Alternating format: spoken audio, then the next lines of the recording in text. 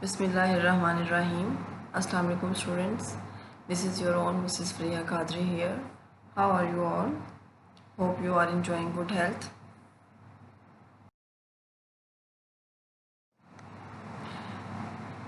This is lesson number 4. Today I am going to deliver the fourth lecture of this series. The chapter which we are studying is chapter number 1. This is about the national income. कौमी आमदनी के बारे में ये chapter है और आपकी किताब का पहला बाब है. The topic which is under discussion is various concepts of national income.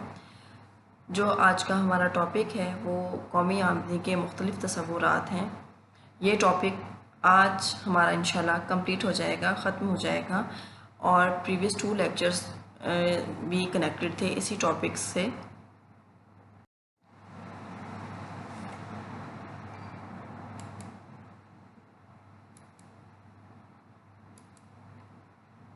अभी तक जो कॉन्सेप्ट्स हम डिस्कस कर चुके हैं वो नेट नेशनल प्रोडक्ट खालिस कौमी पैदावार, ग्रॉस डोमेस्टिक प्रोडक्ट खाम मुल्की पैदावार, ग्रॉस नेशनल प्रोडक्ट खाम कौमी या मुरक्कब कौमी पैदावार, नेशनल इनकम कौमी आमदनी, शख्सी या ज़ाती आमदनी पर्सनल इनकम, काबिल तसर्रुफ़ शख्सी आमदनी पर्सनल डिस्पोजेबल इनकम. अभी तक हम ये 6 टॉपिक्स डिस्कस कर चुके हैं. 6 डेफिनेशंस अभी तक हम ये देख चुके हैं. हमने इनके बारे में फर्स्ट लेक्चर एक इंट्रोडक्टरी लेक्चर था. उस लेटर ऑन मैंने इन तमाम कॉन्सेप्ट को 1 बाय 1 आपको फीकस डिलीवर किया और आज हम डिस्कस करेंगे अपना तारीफ. इसकी डेफिनेशन है definition of this topic which is about faeces सालाना इनकम. आमदनी ली जाती है. फीकस आमदनी के बारे में है. फीकस से मुराद है एक शख्स की सालाना आमदनी क्या है, यानी एक शख्स एक साल में क्या कमाता है. फीकस आमदनी से मुराद फीकस सालाना आज आमदनी ली जाती हमारा है, यानी एक शख्स एक साल में पर कैपिटा इनकम कमाता है. ये हम कैसे कैलकुलेट करते हैं? किसी मुल्क की कुल कौमी आमदनी को इस मुल्क की कुल आबादी पर तकसीम कर दिया जाए तो फीकस आमदनी हासिल होती है.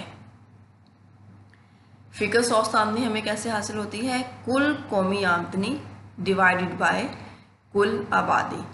जैसे पाकिस्तान की कुल पॉपुलेशन ले लें और पाकिस्तान की कुल नेशनल इनकम ले लें तो हमारे पास पर कैपिटा इनकम आ जाएगी, यानी एक शख्स एक साल में कितने रुपए कमाता है. ये बहुत इंपॉर्टेंट डेफिनेशन है. ये बहुत इंपॉर्टेंट शॉर्ट क्वेश्चन है. अक्सर ये पेपर में आता है और ये 2 नंबर की डेफिनेशन तब कंप्लीट होती है जब आप इसकी ये वाली तारीफ लिखेंगे और इसके बाद आप इसका ये फार्मूला भी लिखेंगे.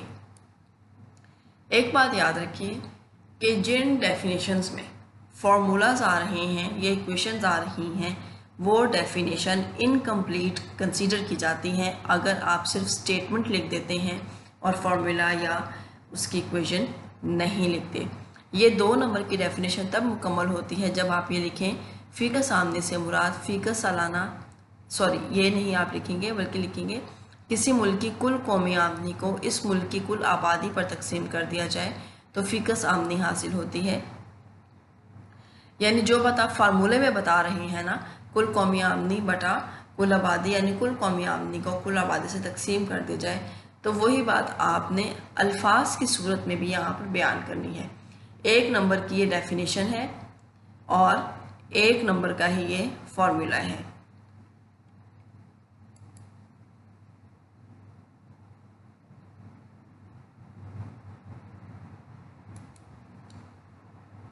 ये थोड़ी सी मैंने डेफिनेशन आपको ये वाली बताई थी, ये वाली ये इसका जनरल कॉन्सेप्ट है. अब मैं हाईलाइट कर रही हूँ जो डेफिनेशन आपने पेपर में लिखनी है. ये वाली डेफिनेशन, ये आपने डेफिनेशन देनी है. ये इसकी डेफिनेशन है. किसी मुल्क की कुल कौमी आमदनी को कुल आबादी पर तकसीम कर दिया जाए तो फीकस आमदनी हासिल होती है.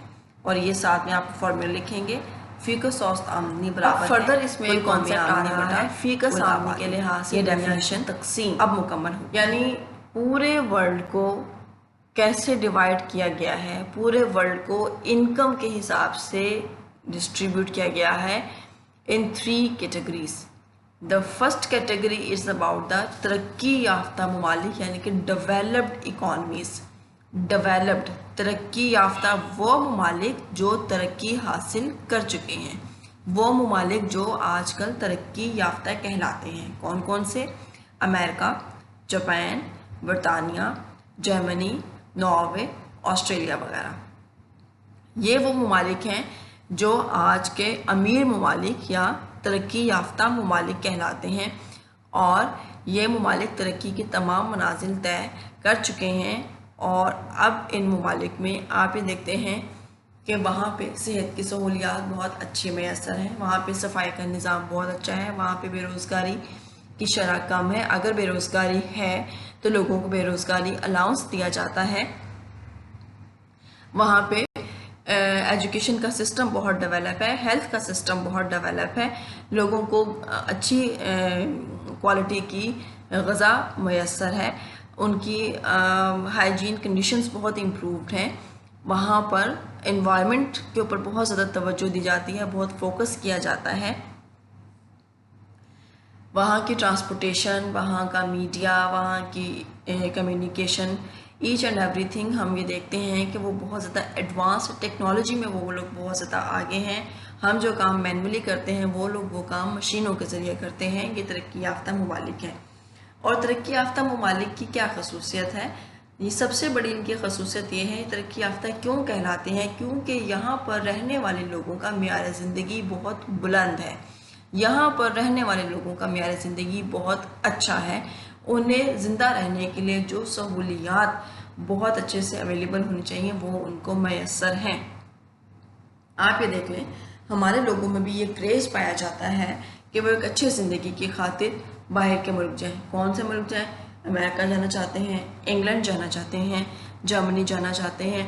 इस तरह से वो इन कंट्रीज़ में जाना चाहते हैं क्योंकि उन्हें ये पता है कि इन कंट्रीज़ में जाएंगे तो उनका लाइफस्टाइल इम्प्रूव करेगा। अगर वहाँ पे वो कम अर्निंग्स भी लेते हैं, उनकी आमदनी अगर कम भी होती है, इतनी आमदनी वो हासिल नहीं करते, लेकिन फिर भी पाकिस्तान के मुकाबले में उनकी अर्निंग्स ज़्यादा होती हैं और वहाँ पे वो एक अच्छा लाइफस्टाइल अडॉप्ट कर लेते हैं। ये इन तमाम ममालिक जिनके भी मैंने बात की है जो कि तरक्की याफ्ता ममालिक कहलाते हैं, इनमें एक शख्स सालाना 20,000 अमरीकी डॉलर से ज़्यादा कमाता है। यानी एक शख्स एक साल में 20,000 अमरीकी डॉलर से ज़्यादा अर्न करता है, कमाता है। दरअसल जो अमेरिकन डॉलर है उसको एक स्टैंडर्ड बनाया गया है आपके पॉवर्टी लेवल को मेजर करने के लिए कि गुर्बत की सतह क्या है, कौन सा मुल्क करीब है, कौन सा गुर्बत की सतह से ऊपर है, कौन सा गुर्बत की सतह से नीचे है। इसी तरह कंट्रीज़ को जो डिवाइड किया गया है वो इनकम के हिसाब से डिस्ट्रीब्यूट किया गया है कि जिस मुल्क में लोगों का मेयार ज़िंदगी बुलंद है। डेफिनेटली क्यों बुलंद है? क्योंकि वहाँ पर उनको ज़्यादा आमदनियाँ हासिल होती हैं, ज़्यादा आमदनियों की वजह से उनका मेयार ज़िंदगी बुलंद है। तो वो ममालिक कौन से हैं? अमेरिका, जापान, बरतानिया, जर्मनी, नॉर्वे, ऑस्ट्रेलिया। और यहाँ पर एक शख्स एक साल में 20,000 अमरीकी डॉलर से ज़्यादा कमाता है। ठीक हो गया? The second point is the mediocre countries, दरमियानी आमदनी वाले ममालिक यानी कि मिडल इनकम अर्निंग कंट्रीज़। ये वो वाले ममालिक हैं जो अभी तरक्की के मनाजिल तय कर रहे हैं, यानी ये ना तो तरक्की याफ्ता हैं ना ये गैर तरक्की याफ्ता हैं, बल्कि ये दरमियान में हैं। यहाँ पे लोगों का मेयार ज़िंदगी तरक्की याफ्ता ममालिक की निस्बत थोड़ा सा कम है, लेकिन गैर तरक्की याफ्ता ममालिक की निस्बत बहुत अच्छा है। जैसे इन ममालिक में क्या है, ये इन ममालिक में लोग 2,000 अमरीकी डॉलर सालाना से ज़्यादा और 20,000 अमरीकी डॉलर सालाना से कम अर्न करते हैं। 2000 अमेरिकी डॉलर सालाना से ज़्यादा और 20,000 अमेरिकी डॉलर सालाना से कम। तरक्की याफ्ता ममालिक में हमने क्या देखा? तरक्की याफ्ता ममालिक में हमने ये देखा कि वहाँ पर लोग जो हैं वो 20,000 अमेरिकी डॉलर से ज़्यादा कमाते हैं, लेकिन तरक्की पजीर ममालिक में, दरमियानी आमदनी वाले ममालिक में हम ये देखते हैं कि यहाँ पे लोग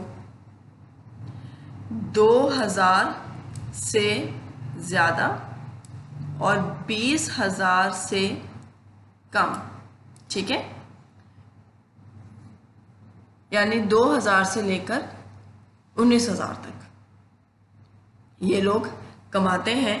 तो इन ममालिक में लोगों का मेहर ज़िंदगी काफ़ी हद तक अच्छा है, बेहतर सहूलियात वो इंजॉय कर रहे हैं। और सबसे बड़ी बात यह है कि वहाँ पे इन्वायरमेंटल कंडीशन अच्छी है, एजुकेशन सिस्टम अच्छा है, हेल्थ सिस्टम अच्छा है।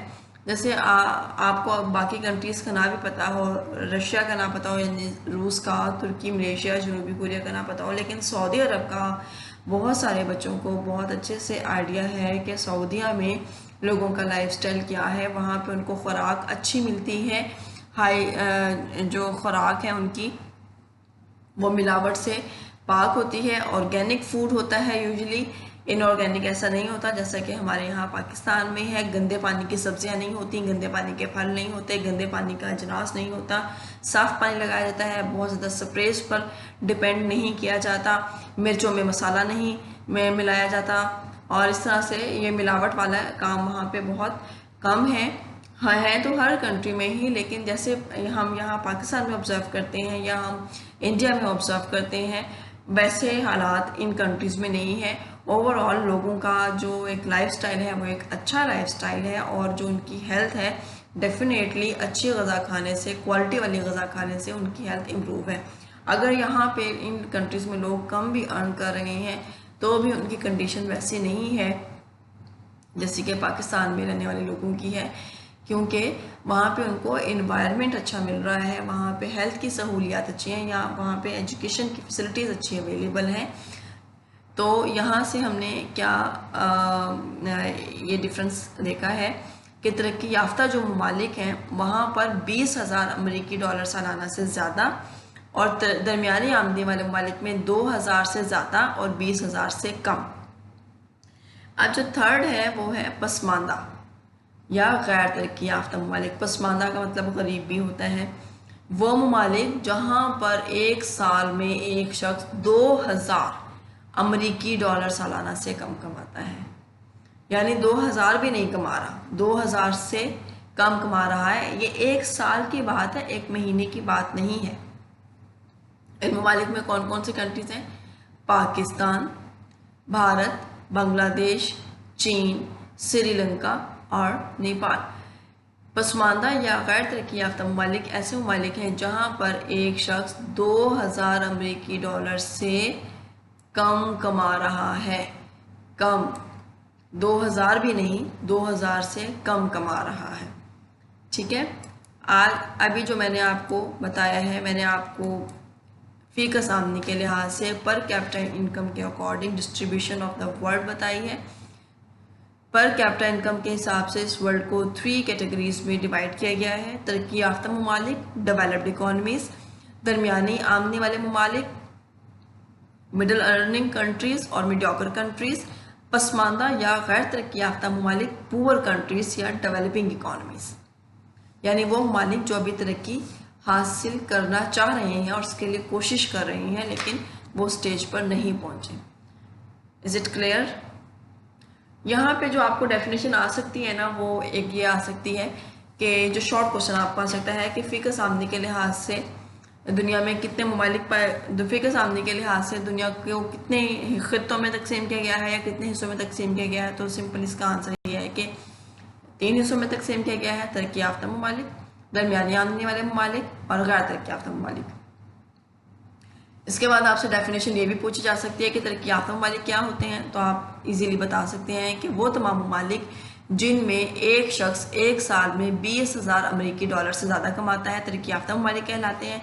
और एग्जाम्पल में आप कोई भी 2 या 3 नाम लिख दें, इन मुल्कों में से किसी 6 नाम दिए हुए यहाँ पे, आप कोई से 2 या 3 लिख दें तो आपकी डेफिनेशन कंप्लीट हो जाती है तरक्की याफ्ता ममालिक की।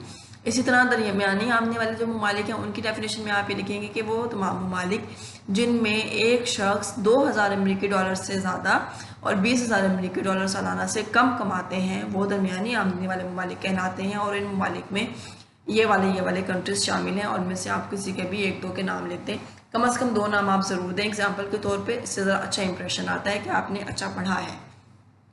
इसके बाद आता है कि पसमानदा या गैर तरक्की याफ्ता ममालिक कौन से हैं, तो वहाँ पे आप लिखेंगे कि वो तमाम ममालिक जिनमें फ़ीकस आमदनी 2000 अमरीकी डॉलर सालाना से कम है वो पसमानदा ममालिक कहलाते हैं। और अब आपको हमारा एक न्यू कॉन्सेप्ट स्टार्ट हो रहा है, भारत है चीन का Nepal, real national income and nominal national income, हकीकी कौमी आमदनी और ज़र्री कौमी आमदनी। ये जो हमारा कॉन्सेप्ट है ये various concepts of national income में नहीं है, यानी नेशनल इनकम के 7 कॉन्सेप्ट्स थे जो मैंने आपको बता दिए। ये वाला जो हमारा कॉन्सेप्ट है ये एक अलहदा से टॉपिक है, आपके बुक में इस टॉपिक को विद स्केड्यूल दिया हुआ है, मैं भी आपको विद स्केड्यूल इसको प्रेजेंट करूंगी, लेकिन एक्चुअली जो इसका क्वेश्चन आता है ना वो सिर्फ एक शॉर्ट डेफिनेशन ही आ रही होती है जिसको आप आपके चैप्टर की बैक पे 2 लाइनों में डेफिनेशन दी हुई है कि हकीकी कौमी आमदनी और ज़री कौमी आमदनी में क्या फ़र्क है, what is the difference between real national income and nominal national income. तो आपने इसको शॉर्ट क्वेश्चन के हिसाब से प्रिपेयर करना है, इतना इसकी डिटेल में जाने की ज़रूरत नहीं है। डिटेल मैंने आपको सिर्फ और सिर्फ अंडरस्टैंडिंग के लिए मैंने आपको बताई है, लेकिन आप इसको पढ़ें तो बहुत अच्छा है क्योंकि ये लॉन्ग क्वेश्चन में नहीं आता, ये जस्ट एक शॉर्ट क्वेश्चन में आता है। आपसे डेफिनेशन पूछी जाएगी कि हकीकी कौमी आमदनी क्या है या ज़री कौमी आमदनी क्या है। यूजुअली इन दोनों का डिफरेंस पूछा जाता है कि हकीकी कौमी आमदनी और ज़री कौमी आमदनी में क्या फ़र्क है। तो चैप्टर की बैक पे इसका क्वेश्चन शॉर्ट क्वेश्चन भी गिवन है और यहाँ से भी मैंने डेफिनेशंस को अंडरलाइन किया है, आप इन डेफिनेशंस को यहाँ से भी याद कर सकते हैं। बाकी मैं आपको टेबल भी समझाऊंगी और उसकी डिटेल भी बताऊंगी, लेकिन पेपर में ये ऐसा नहीं आता क्योंकि आपका ज़्यादातर पेपर ऑब्जेक्टिव टाइप का है, तो आपको उसको शॉर्ट क्वेश्चन के हिसाब से ही प्रिपेयर करना है। नाउ स्टार्ट दिस टॉपिक, हकीकी कौमी आमदनी, रियल नेशनल इनकम। हकीकी कौमी आमदनी क्या है?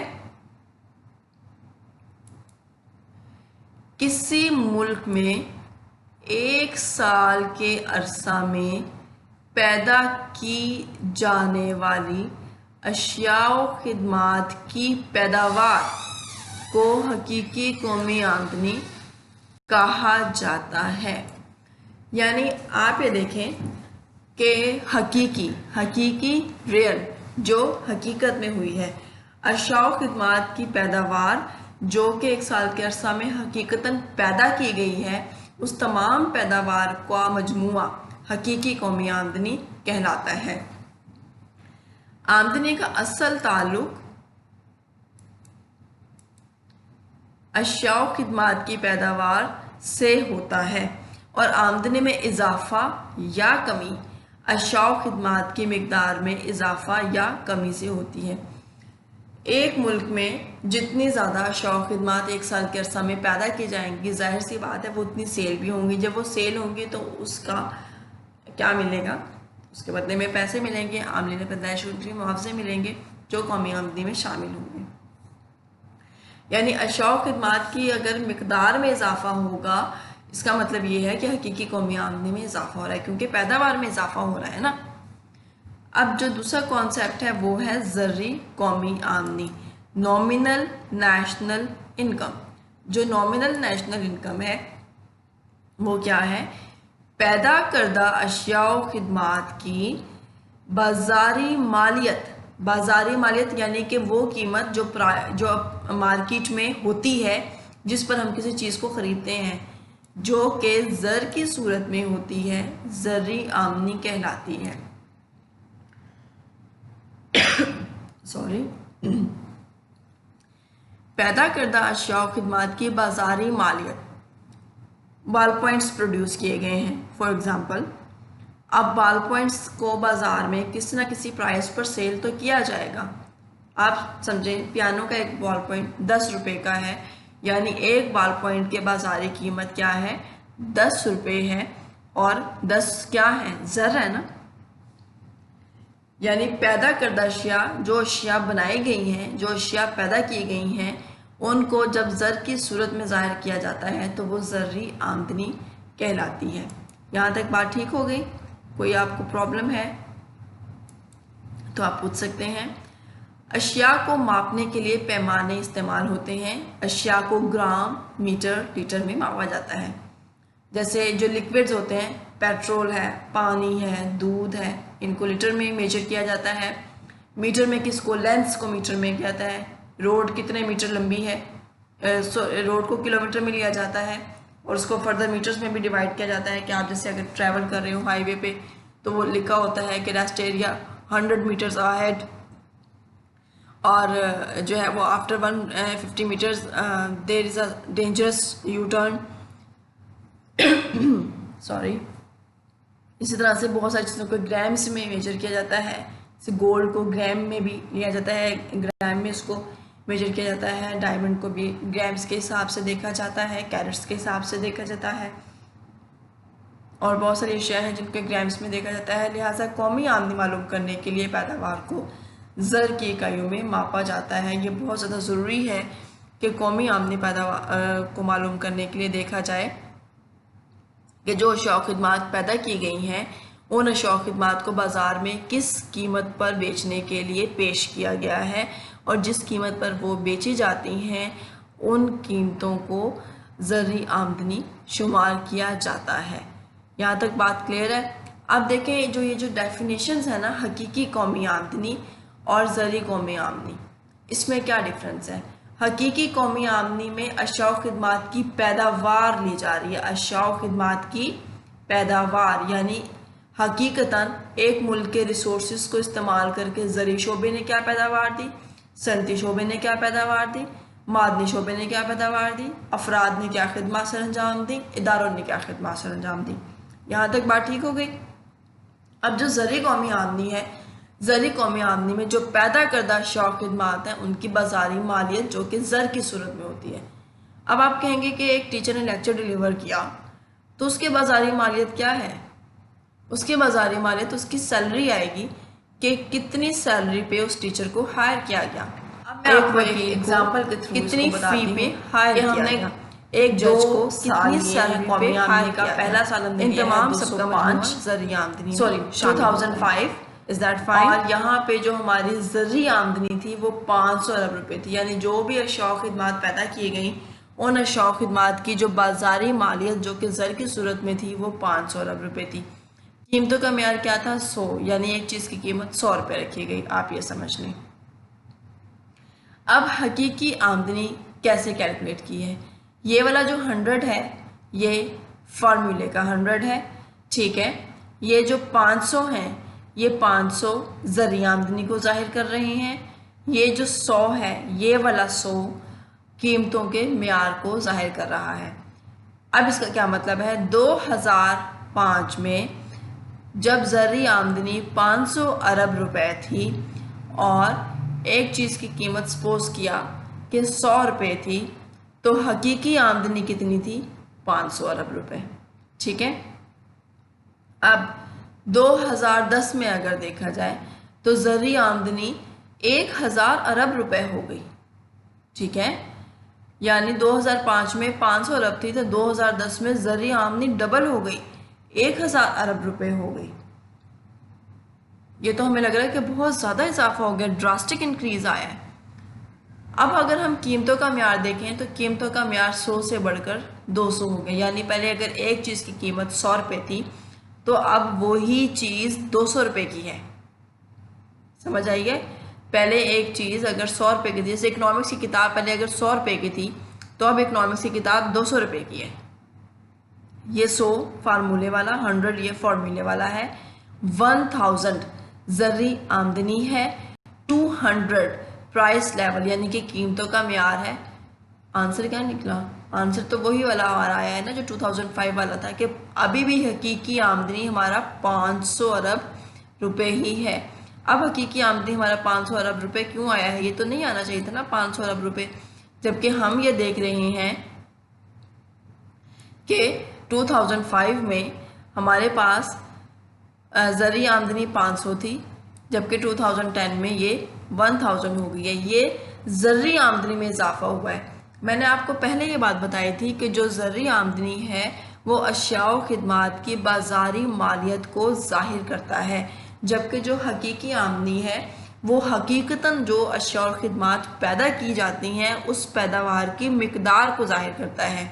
अब इस तमाम डिस्कशन से जो रिज़ल्ट निकला है वो ये निकला है कि 2005 में भी जितनी अशिया थी 2010 में भी अशिया वही हैं, लेकिन क्या हुआ है, उनकी कीमतें बढ़ा दी गई हैं। उनकी कीमतों के बढ़ने की वजह से ही हमें वैसे ही लगता है कि ज़र्री आमदनी में इजाफा हुआ है, लेकिन हकीकतन हकीकी आमदनी में कोई इजाफा नहीं हुआ। हकीकी आमदनी अभी भी 500 अरब रुपए ही है। जैसे कोई भी चीज़ ख़रीदने के लिए जाते हैं तो दुकानदार हम फ़ौरन से कहते हैं भाई ये इतनी महंगी क्यों है, अभी तो मैंने 6 महीने पहले लिए, मैंने 3 महीने पहले लिए।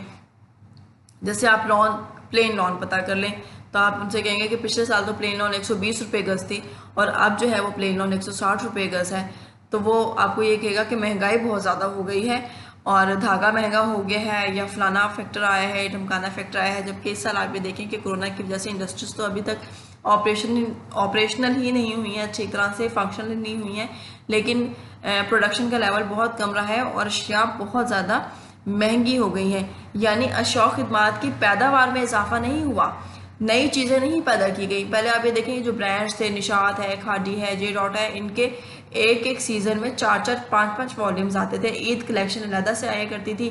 फर्स्ट वॉल्यूम जो है वो फेब के एंड में या फेब के स्टार्ट में आना शुरू हो जाता था, जबकि अभी सर्दियाँ होती थी। लेकिन इस साल ऐसा कुछ नहीं हुआ। उसके बावजूद भी हम ये देखते हैं कि कपड़ों की कीमतें आसमान से बातें कर रही हैं। ज़्यादातर जो प्रोडक्शन है वो पहले वाली ही प्रोडक्शन है जो पहले हो चुकी थी, या ओल्ड स्टॉक है, और वो ओल्ड स्टॉक भी जो प्रीवियस ईयर का है वो भी हमें बहुत हाई प्राइसेस पे मिला है। अशिया खिदमात की यानी अशिया खिदमात की पैदावार में इजाफा नहीं हुआ, नई चीज़ें नहीं बनाएगी, पुरानी चीज़ों को ही नई कीमतों पर बेचा गया है।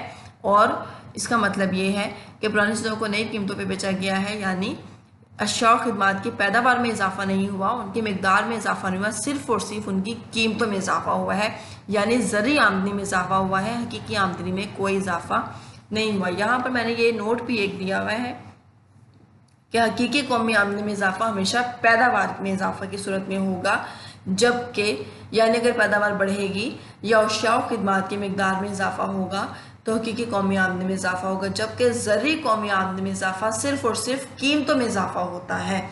कीमत बढ़ जाएगी, चीज़ें वही हैं, सिर्फ उनकी कीमतों में इजाफा कर दिया जाता है। कीमतों में इजाफा क्यों कर दिया जाता है? क्योंकि प्रोडक्शन नहीं होती है, रसद नहीं आती ना, सप्लाई नहीं होती, सप्लाई इंक्रीज नहीं करती। जब सप्लाई इंक्रीज नहीं करेगी और डिमांड जो है वो बढ़ती जाएगी। अब आप ये देखें, अभी कोविड-19 है, हालात क्या हैं, और जब छोटी ईद आई, लॉकडाउन था, लॉकडाउन में जो है वो सारी मार्केट सब कुछ क्लोज था, सब कुछ क्लोज था। जब भी लॉकडाउन थोड़ा सा उसमें रिलैक्सेशन की गई तो हमने ये देखा कि मार्केट्स लोगों से भर गई। लोगों ने पुराने कपड़े, पिछले साल का स्टॉक, उससे पिछले साल का स्टॉक करंट प्राइसेस पे परचेज किया। प्रोडक्शन में तो कोई इजाफा नहीं हुआ था, सारी इंडस्ट्री तो क्लोज थी, इंडस्ट्री तो अभी भी पूरी तरह से फंक्शनल नहीं है। SOPs के तहत जो है वो इदारे खोले गए हैं, लेकिन उसके बावजूद भी प्रोडक्शन लेवल में इजाफा नहीं हुआ। पुराने वाला जो स्टॉक था, पिछले साल के जो कपड़े रखे हुए थे उनके पास, दुकानदारों के पास, उससे पिछले साल का जो स्टॉक रखा हुआ था, वो तमाम का तमाम स्टॉक उन्होंने इस साल की प्राइसेस पे बेचा। और आपको ये कहा बाजी पीछे से तो माल आ नहीं रहा, हमें भी बहुत महंगा मिल रहा है, बस इसकी यही प्राइस है, अगर आपको लेना है तो लें, वरना आप चले जाएं, ना लें। और डेफिनेटली लोगों ने वो पुराना माल है नई प्राइसेस पे उसको परचेज़ किया है। जब उन्होंने उसको नई प्राइसेस पे परचेज़ किया, आप देखें कि मुल्क की सिर्फ ज़र्री कौमी आमदनी में इजाफा हुआ, हकीकी कौमी आमदनी में इजाफा नहीं हुआ। यानी पुरानी चीज़ को आपने नई कीमत पे ख़रीदा है, जो कॉस्ट आई थी उस पर वो पिछले साल की आई हुई थी, पिछले साल के हिसाब से थी। इस साल तो चीज़ें बनी नहीं तो नई कॉस्ट ही नहीं आई, लेकिन आपने प्राइसेस जो हैं वो न्यू पे की हैं। यानी सिर्फ और सिर्फ ज़र्री आमदनी में इजाफा हुआ है, हकीकी आमदनी में कोई इजाफा नहीं हुआ। ठीक है, इसमें जो आपने कॉन्सेप्ट ये जो हमने देखा है हकीकी कौमी आमदनी, ज़र्री कौमी आमदनी, ये लॉन्ग क्वेश्चन में क्वेश्चन नहीं आता है स्टूडेंट्स, ये शॉर्ट क्वेश्चन में क्वेश्चन आता है और सिर्फ एक लाइन का ये क्वेश्चन है कि हकीकी कौमी आमदनी और ज़री कौमी आमदनी में क्या फ़र्क है। और ये क्वेश्चन अक्सर ही कंपैरिजन में आता है, बहुत कम ऐसा होता है कि क्वेश्चन सिर्फ एक पॉइंट का हो कि ज़री कौमी आमदनी क्या है या हकीकी कौमी आमदनी क्या है। यूजुअली ये question in terms of comparison आता है। आपकी बुक में चैप्टर के एंड में इस क्वेश्चन का 1-1.5 लाइन में आंसर लिखा हुआ है। अगर आप वहाँ से याद कर लें वेल एंड गुड। आप इस लेक्चर में से मैंने अंडरलाइन किया है, आप इस लेक्चर में से इसका आंसर ले लें, दैट्स फाइन, नो इशू।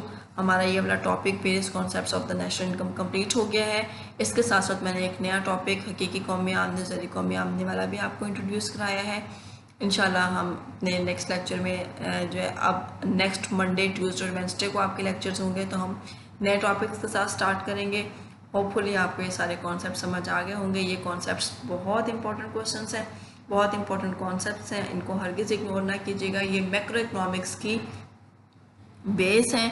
अगर आपको कहीं भी आप इंटरव्यू के लिए जाते हैं और आप उन्हें बताते हैं, आप तो अभी सेकेंड ईयर लेवल पे हैं, लेकिन ये मैं पर्टिकुलरली बात इस पॉइंट ऑफ व्यू से कर रही हूँ कि जब आप एटलीस्ट आप अगर ग्रेजुएशन लेवल पे भी, बीए लेवल पे भी अगर आप इकोनॉमिक्स रखते हैं, तो ये कॉन्सेप्ट अगर आपके अभी से कुछ क्लियर होंगे तो आपको बहुत ज़्यादा हेल्पफुल होंगे। और जब भी आप कभी जॉब के लिए किसी इंटरव्यू में अपेयर होंगे और आप उन्हें बताएंगे कि मास्टर साहब आपका जो स्पेशलाइजेशन है वो इकोनॉमिक्स है, तो definitely they will ask about the economic variables and different concepts of the national income and such type of things. ये जनरल चीज़ें हैं जो पूछी जाती हैं, लिहाजा आप कोशिश करें कि इन पे आपको थोड़ी सी ग्रिप हो। बहुत थोड़ा सा आपको पढ़ाया जा रहा है, लेकिन इतनी डिटेल के साथ इसलिए पढ़ाया जा रहा है ताकि आपके कॉन्सेप्ट्स क्लियर हों। आपको अगर कोई चीज़ कंफ्यूज कर रही है, कोई आपको टॉपिक अगर समझ नहीं आ रहा, कोई डेफिनेशन आपको क्लियर नहीं है, तो आप you can ask in comments, I am here for your help. So this is our today's lecture and I hope you got it. इंशाल्लाह I will meet you on Monday again with the new topic.